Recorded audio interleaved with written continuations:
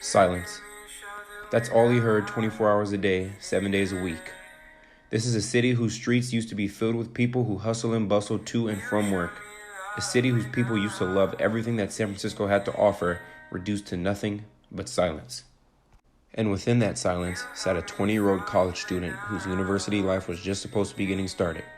Instead of being out partying with his friends and drinking from sun up to sundown and living life like someone his age should be, he was trapped in his room like a dog, helplessly waiting to be let out. This beast of an animal was named COVID, and it was stripping him of what he felt like was the most crucial time of his life. With everything being closed and nothing to do, the days started blending together.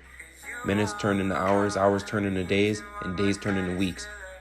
With no one to physically interact with, life was becoming very depressing at an extremely alarming rate.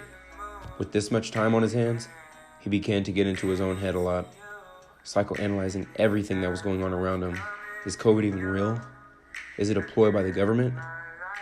Is something bigger than we could ever imagine about to happen? Quickly realizing that those thoughts were far too big for him to handle, depression started to set in even more. The simple fact of the matter here is that people are not meant to be alone.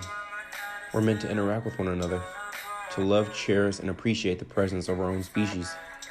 As human beings, we often associate confinement with entrapment, and that is what this young man felt COVID was doing to his life. He felt it was entrapping him in his own room, away from society, away from the things that truly made him happy, almost getting him to feel that he was completely trapped within his own mind. Yet somehow sitting in that room, that was when everything changed. He was introduced to a man named Sadhguru, a generational thinker well beyond our time.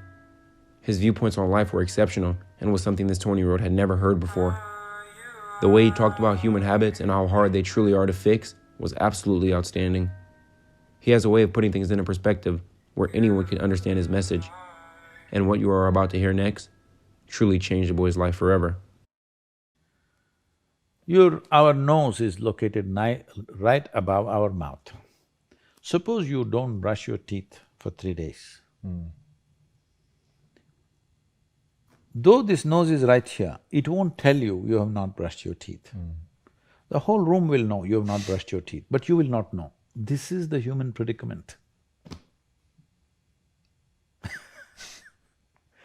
It's very easy to see what's wrong with this guy, what's wrong with her, what's wrong with her.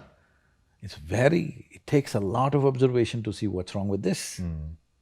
That level of keenness of observation is missing in most people. They need to cultivate that. He had reached what some historians may call enlightenment.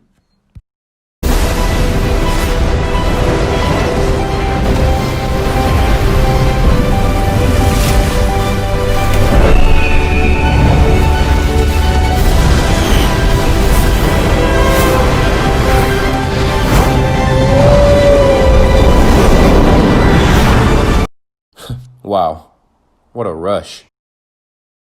This man literally changed the boy's life forever. Sadhguru made him realize that this is the perfect time to focus in on himself, to hone in on what personal imperfections he has noticed throughout his life and turn those weaknesses into strengths. As Sadhguru said, the easiest thing on the planet to do is judge someone else, to point out what's wrong with the person in front of you. But it takes the ultimate amount of self-awareness to realize what's wrong with you. We hope and pray every day that this virus will disappear, but the chances of that happening overnight are very slim. And instead of dwelling on the things that he feels like he is so badly missing out on, he realizes that this is time he could be spending into crafting the best version of himself. Because in the end, that is really all that matters. That is what COVID taught this young man.